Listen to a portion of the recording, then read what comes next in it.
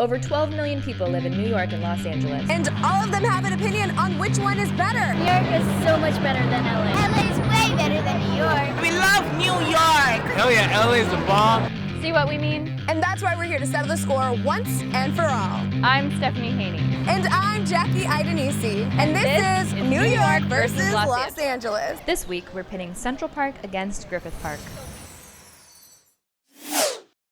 Central Park, what doesn't it have? Want to take a ride on a carousel? Thank you. Step right up. Play a game of chess? Checkmate. Man. Get lost in the ramble. Support local artists at the mall. And if you're hungry, there's local vendors so you can get a snack. Griffith Park is one of the world's largest parks in North America, spanning over 4,300 acres. And with all that space, what do you fill it with? Well, you fill it with an observatory, a zoo, a theater, and we cannot forget the world-famous Hollywood sign. Central Park is packed with people trying to escape the concrete jungle. You'll find cyclists, runners, picnickers, and sunbathers. If you're into outdoor sports, you can even head to the boathouse and row your own boat. As you can see, Griffith Park has something for everybody. The observatory is always jam-packed with tourists and families, and just over the hill, you'll find people getting a workout in by cycling, hiking, and walking their dogs. Speaking of animals, you might even get a glimpse of a horse because it's also home to Sunset Ranch Hollywood, the only horse ranch in LA.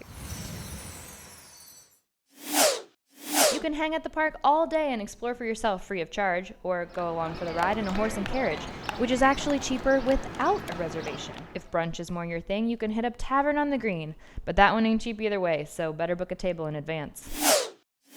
The Griffith Observatory's grounds, exhibits, and telescopes are available free to the public each day that the building is open. And even things that cost money at Griffith Park are fairly cheap. Griffith Park Pony Ride, located at the Los Feliz entrance, is fun for the families at the low cost of only $4 per ride.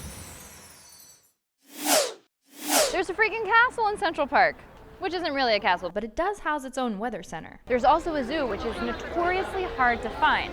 So if you don't look it up before you get here, make sure you ask somebody. And you guys, the best part is there's a penny machine.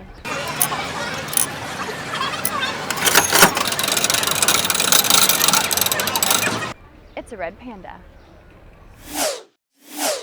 Not a lot of people know about this hidden gem. When it comes to Griffith Park, you have to check out the Bronson Caves. They're a popular spot for TV and movie production since they look like they're super secluded, but they're actually not. You can go check them out and reenact scenes from Twin Peaks, It's right here. Dukes of Hazzard, and a ton more. There's a lot of areas that are fenced off in the park, which is kind of a bummer, because you miss out on things like Shakespeare Park. After dark, the north side can also be a little sketchy, but the park closes at midnight anyway, so steer clear late night or you'll get a ticket. Okay, so here's the downside. People actually think that Griffith Park is haunted. Back in 1976, a couple was crushed to death by a falling tree while making love at a picnic table number 29. Their cremated remains were scattered all around the table, and even though their ashes have long since blown away, many eerie events tend to take place there. Okay, so clearly this is not picnic table 29 because I believe in ghosts, and if you do too, stay clear. Which city are you calling it this week? This one goes to Los Angeles! Woo! But it ain't over yet. Next up, the Metro. Make sure you hit that little subscribe button and watch us battle it out all summer long in New York versus Los Angeles.